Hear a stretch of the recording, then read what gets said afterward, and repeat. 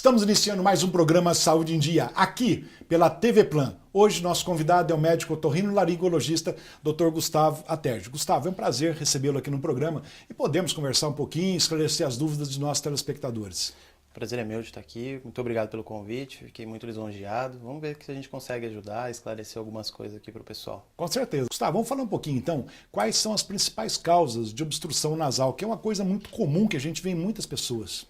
Sim, é uma queixa bem comum no consultório, assim, em todas as épocas do ano. A gente tem algumas causas que são mais definidas, que são alterações anatômicas do paciente, que pode ser um desvio de septo, pode ser alguma malformação nasal. Às vezes varia um pouco em relação à idade, as causas que podem estar envolvidas nessa obstrução. Por exemplo, em crianças, como um adenoide, uma hipertrofia das conchas nasais, que está muito relacionado à rinite.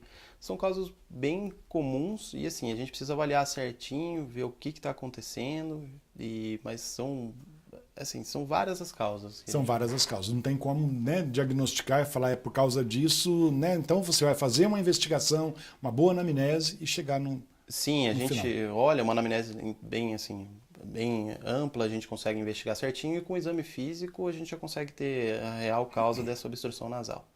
Tem uma coisa também que a gente ouve muito na clínica, no consultório, desvio de septo. O que vem a ser desvio de septo? Então, o septo é uma estrutura que a gente tem no nariz que divide a cavidade nasal em cavidade nasal direita e cavidade nasal esquerda. Essa estrutura ela é formada de cartilagem e osso. E às vezes, no decorrer do desenvolvimento da pessoa, ou traumático, às vezes pode acontecer também, desvia. Essa estrutura fica um pouco desviada e com isso altera o fluxo nasal. A pessoa respira pior. Ela chega no consultório e reclama: meu nariz fica muito obstruído de um lado, outro lado funciona melhor. E aí a gente avalia e em cima dessa alteração a gente consegue ver bem no exame físico, é bem claro, é um achado de exame físico bem tranquilo da gente, um diagnóstico bem tranquilo da gente fazer. E acaba tendo uma indicação cirúrgica. O tratamento basicamente acaba sendo cirúrgico mesmo. Tem uma idade, assim, limite, uma idade mínima para você chegar ao diagnóstico de um desvio de septo ou pode acontecer em qualquer idade? Não, ele costuma acontecer em qualquer idade. A gente tem que pensar um pouco na intervenção cirúrgica. A gente tem que ter um pouco de cautela em relação a isso. É meio controverso, alguns profissionais gostam de fazer o paciente um pouco mais velho. Assim, se tiver realmente uma queixa, tiver um desvio de septo, for obstrutivo, obstruir o nariz da criança e ela for mais novinha, eu já indico cirurgia. Porque assim, o que o pessoal tem um pouco de receio de intervir? Porque algumas estruturas do nariz, se você intervém nessa parte óssea, você pode ter um problema no crescimento nasal, no desenvolvimento do nariz da criança. Então, às vezes o cirurgião tira muito a estrutura do nariz, faz uma cirurgia, acaba tendo um problema com esse desenvolvimento nasal. Certo. Mas assim, se a criança tem uma idade, ela tem uma obstrução nasal, a causa da obstrução nasal é o desvio de septo, ela tem em torno ali dos 5, 7 anos, um pouquinho mais velha, e a gente acha que realmente a cirurgia vai ter um benefício, eu já indico. Mas pode ser uma patologia que desde criança mesmo recém-nascida, às vezes traumático de parto, pode ter um desvio de septo. E então, Certo. qualquer idade está sujeito a essa. E essa cirurgia para o desvio de septo, como que é feita, Gustavo? Essa cirurgia é toda por dentro do nariz. Uma coisa que o paciente chega e pergunta: mas vai mudar alguma coisa por fora? Não, não muda nada, não altera nada a estética do nariz do paciente. A parte estética permanece a mesma, A parte né? estética na cirurgia de septo permanece a mesma. Então o que a gente faz? É uma incisão pequena que a gente faz na parte bem frontal ali do septo, que a gente chama de septo columelar. Aí vai descolando a estrutura toda, separa a pele da mucosa nasal, faz uma incisão tudo por dentro do nariz. Olha que legal. E a gente consegue retirar a estrutura ali, sem a cartilagem, o osso que está desviando, corrige. Então, assim, paciente, hoje em dia é uma cirurgia que a gente faz, um tempo cirúrgico bem curto, então de 1 hora e meia, depende do tipo de desvio. Às vezes até menos a gente consegue. Uma recuperação bem tranquila, paciente interna, no mesmo dia já vai embora.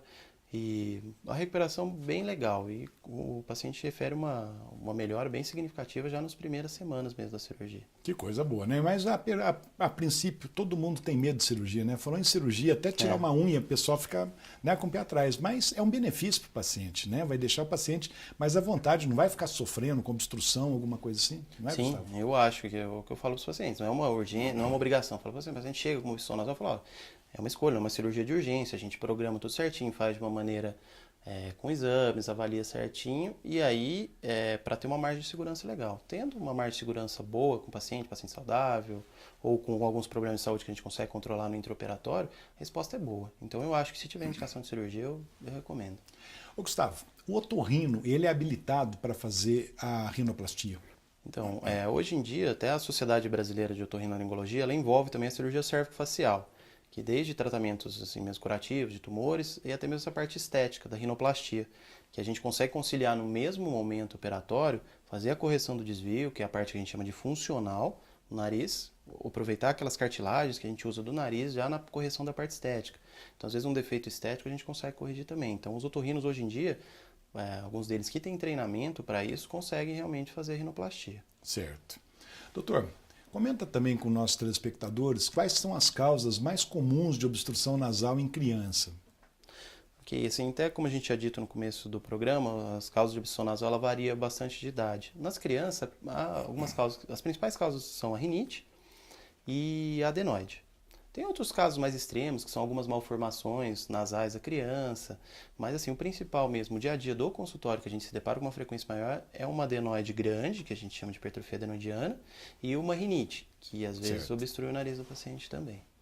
Doutor, nós vamos fazer um breve intervalo, já voltamos com o programa Saúde em Dia. Voltamos com o programa Saúde em Dia e hoje conversando com o Dr. Gustavo Aterge. Gustavo, qual a indicação para a cirurgia de retirada das amígdalas? Então, as amígdalas são estruturas que ficam na região da faringe, formam o que a gente chama de anel linfático. E a gente costuma indicar a cirurgia de retirada das amígdalas ou quando elas são muito grandes e ocasionam uma obstrução mesmo naquela região, atrapalham na parte de ronco, na parte de respiração oral, vocalização do paciente, ou quando o paciente tem um número grande de infecções. Tá? Aquelas crianças que estão mais de 7, são algumas indicações, 7 infecções por ano, 6, então, 5 a aí cada a 2 indicação anos. Da retirada. Isso, né? porque é importante, porque assim, se você fica tratando clínico, além do uso contínuo de antibiótico, tem crianças que chegam no consultório todo mês mesmo com infecção de garganta. E essas infecções, elas podem trazer alguns outros problemas, repercussões renais, antigamente muito comum febre reumática. Febre reumática, né? Então, assim, a cirurgia nesses casos acaba sendo indicada ou por infecções de repetição ou mesmo pelo tamanho das amígdalas. Uma coisa que a gente sempre ouve comentários, né? Se a imunidade cai depois da retirada das amígdalas. Isso é um assunto bem controverso. Todo congresso que você vai, o pessoal discute, apresenta um trabalho, apresenta outro trabalho diferente, contradizendo o primeiro trabalho. Mas o que a gente tem mesmo é que assim, a amígdala é um tecido linfóide, então ela tem uma participação na produção de células de defesa do organismo. Só que assim, o que acontece? A retirada não traz nenhum prejuízo. Os trabalhos assim mais recentes mostraram comparativo de pacientes logo no pós-operatório recente, um pouco mais tardio, e não notaram que tem essa diferença significativa. Alguns casos até falam que diminui um pouco algumas imunoglobulinas, que são algumas células de defesa, mas mesmo assim ainda continua dentro do que a gente considera normal. Então eu falo, essa história de que diminui, para mim, na minha experiência clínica, não vejo repercussão nenhuma nesse caso. Não. Né? Qual seria o papel do nariz no ronco e apneia? Assim, quando a gente fala em ronco e apneia, o paciente... Porque assim, o ronco é mais um barulho mesmo. Então a gente fala, o paciente atrapalha, é mais a sonoridade do ronco. Quando o paciente começa a ter episódio de apneia, começa a trazer um problema maior de saúde para ele. Pode ser alguns quadros de problemas cardíacos, sonolência diurna, cansaço. Enfim, e umas coisas que está relacionada às causas do ronco é o nariz.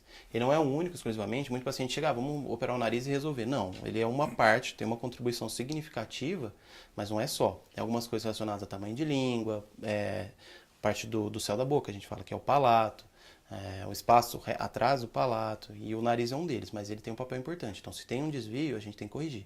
Inclusive, se a gente for fazer um tratamento que seria o uso de CPAP. Paciente com desvio de septo, uma alteração nasal, não suporta pressões grandes do aparelho nasal para o ronco. Então, a gente precisa operar também para corrigir. Doutor Gustavo, quais são os tratamentos atuais para o ronco? Então, igual eu tinha dito essa parte do CPAP, né? O tratamento padrão ouro, quando o paciente tem muitos índices altos de apneia, a gente indica o uso de CPAP. Cirurgias também hoje, cirurgias que a gente fala, que chama úvulo-palato-faringoplastia, cirurgia de correção de algumas alterações do palato.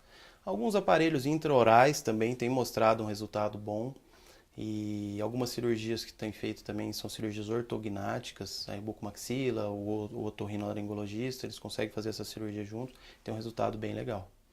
E me fala uma coisa, rinite. É uma coisa que a gente ouve falar todo dia, né? Tô com rinite, tô com rinite. O que é rinite? Então, a rinite é um processo inflamatório da mucosa nasal. E aí ela pode ter várias causas. desde causas infecciosas, porque assim, muita gente fala, só rinite alérgica, eu tenho rinite alérgica. Não, É o que todo mundo fala, né? Tem uma rinite alérgica. A rinite alérgica é uma das rinites. A rinite, ela pode ser infecciosa, às vezes viral, bacteriana. Tem as rinites que são a rinite alérgica, que a gente precisa ter alguma proteína, alguma coisa que desencadeia, tipo o ácaro, o caspa, pelo de cães e gatos, às vezes um pólen. Então essa aí é uma rinite que a gente fala de uma rinite alérgica. Tem outras rinites que são também rinites vasomotoras, que são aquelas de mudança de temperatura, o paciente está num lugar frio, muda para um lugar quente, desencadeia os espirros, sintomas de obstrução nasal. Tem outras causas também que são algumas rinites idiopáticas, rinite do idoso. Então assim, quando o paciente chega no consultório, pela história clínica a gente consegue o diagnóstico legal. Já sabe o que está acontecendo. A gente direciona, né? E direciona alguns exames para a gente conseguir esclarecer o diagnóstico. Mas a rinite, assim, é legal a gente aproveitar que nem toda rinite é alérgica. Certo. E quais os tratamentos que existem, né, para rinite? Nesse caso, assim, em específico, a gente identificando a causa, a gente consegue. Então, o principal é a gente afastar os fatores que desencadeiam. No caso alérgico, identificar certinho o que é que desencadeia, tentar fazer um controle ambiental legal, uma higiene do quarto, colchão, travesseiro, cobertor, essas coisas. E outra coisa que a gente consegue às vezes, um tratamento medicamentoso. Tá? A gente usa alguns corticoides nasais, sprays nasais. Uma associação bastante com outros que são antileucotrienos, o antialérgico. Então, assim, a cada ano tem evoluído bem os tratamentos da rinite. Causa também de vacina, você faz um perfil alérgico do paciente, o que causa essa alergia dele, você consegue fazer uma vacina específica e conseguir respostas boas. Então, assim, a rinite, muita gente fala, a rinite não tem cura. A rinite tem cura quando a gente consegue identificar certinho a causa dela. A causa, né? Isso, e consegue um controle muito bom. Só que assim, às vezes é um tratamento muito longo, mas a gente consegue sim resultados bem satisfatórios.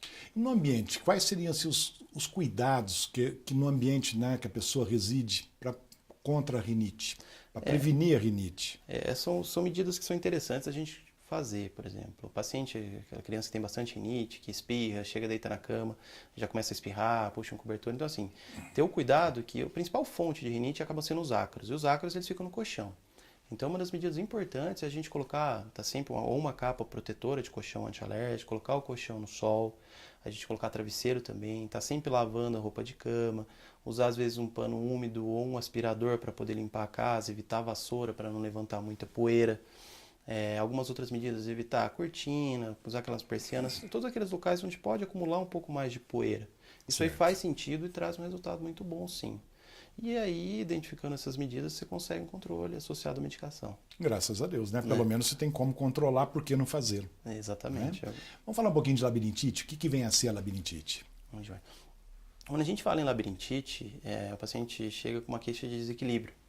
Então, assim, vertigem, ele fala em tontura. Então, assim, a labirintite é uma patologia relacionada ao equilíbrio, mas a parte periférica. Quando a gente tem equilíbrio, a gente tem a parte central, que é o cérebro, o cerebelo, e a gente tem a parte periférica, que seriam as estruturas do ouvido interno mesmo. Que aí, quando a gente fala uma labirintite, quem trata mesmo seria o otorrino. Aí, dependendo, assim, tem várias outras causas. Então, labirintite seria um nome genérico para várias doenças. Então, desde uma vertigem posicional paroxística, uma doença de Meniere, são alguns subtipos de labirintite. A gente usa labirintite como um termo genérico, mas está sempre relacionado a essa parte do equilíbrio mesmo.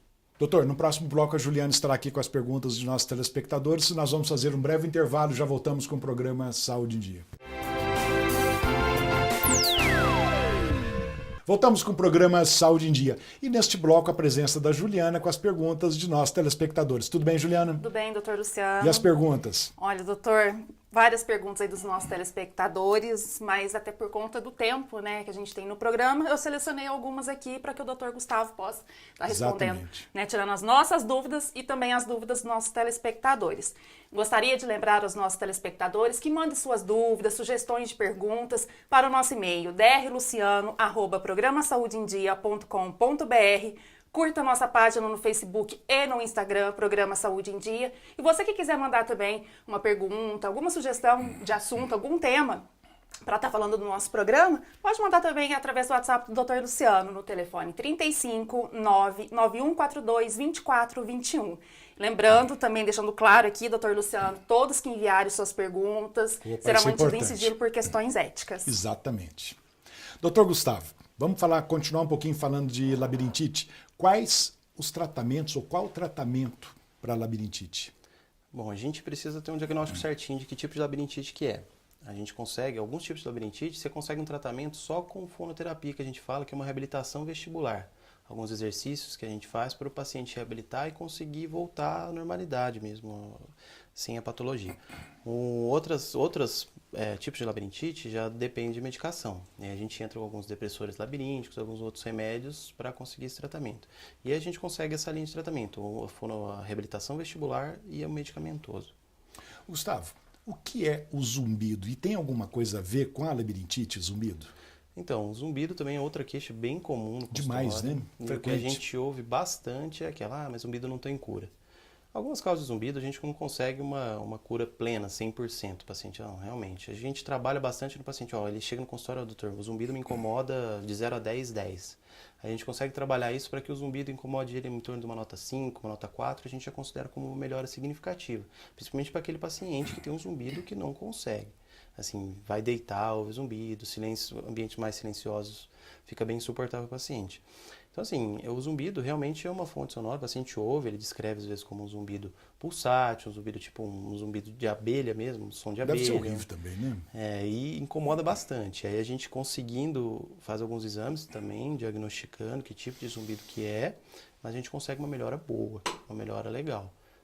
Doutor, uma coisa que é assim, é coisa atual, uso de muito fone de ouvido, som muito alto, isso prejudica a audição. Porque às vezes a gente vê pessoal passar de carro, 2 quarteirões de distância está escutando o som, e a pessoa que está ali dentro desse carro, será que não prejudica? Prejudica. Até legalmente, algumas questões de medicina do trabalho, isso aí é muito importante. Você tem que ter um nível de decibéis, um nível do volume de som que é tolerado, horas por dia que o paciente pode ficar exposto àquilo. Então, assim, hoje em dia é muito comum você ver paciente com fone de ouvido. Então, o que acontece? Talvez aqui um pouco tempo mais posterior a gente vai começar a identificar perdas ocasionadas por isso. Começam com perdas em frequências mais altas, que o paciente não é que ele vai ouvir mal. Uma das queixas pode ser o zumbido. O paciente começa a ter uma perdinha em frequências mais altas, uma perda auditiva leve em frequências mais altas, começa a ter esse zumbido. Então, é importante ter um cuidado, porque é uma coisa que você só vai ter o problema dali para frente. Não é uma queixa que o paciente ouve no primeiro agora, instante não há percepção. Exatamente. Né? Aqueles pacientes que trabalham em fábricas também precisam usar sempre protetor. tem um protetor. Exatamente. Né? Tem um controle bem adequado dessa parte de exposição sonora. Juliana, vamos passar para as perguntas dos nossos telespectadores? Vamos lá, doutor. Doutor Gustavo, a rinite pode dar em criança também? Tem que fazer cirurgia? Então, para rinite, a gente não tem uma cirurgia, tá? E ela pode sim aparecer em crianças.